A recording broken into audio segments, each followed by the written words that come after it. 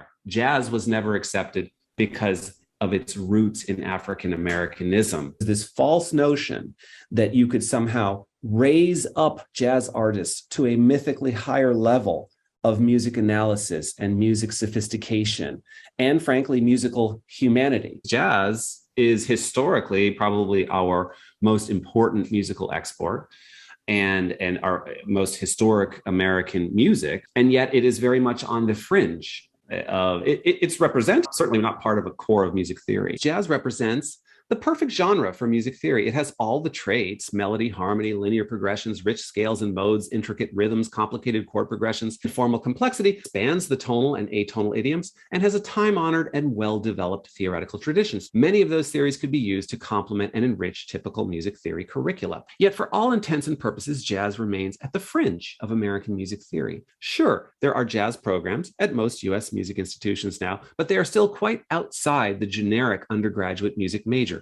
an add-on to what is considered the essential knowledge of academic music. The best way to show why jazz is not part of the basic music curricula is through an analogy. In the late 1940s, President Harry Truman made a hard push for a national universal single-payer healthcare system. The reason it ultimately failed was that the American Medical Association, which was an all-white male organization at the time, lobbied hard against it, and they were able to keep the hospitals segregated, claiming the government should stay out of healthcare. The AMA characterized national healthcare as socialized medicine, told of how it would destroy the doctor-patient relationship. It was socialized medicine, and it was going to destroy the patient-doctor relationship, and Truman was a communist. The AMA supported racially segregated hospitals, white floors and black floors. The black floors usually being in the basements. Whites only floor. The second floor is whites only. The third is whites only. The basement is where the black floors were. And they were able to keep hospitals racially segregated by torpedoing Truman's national healthcare system. Medicare changed that in 1965, since millions and millions of federal dollars were available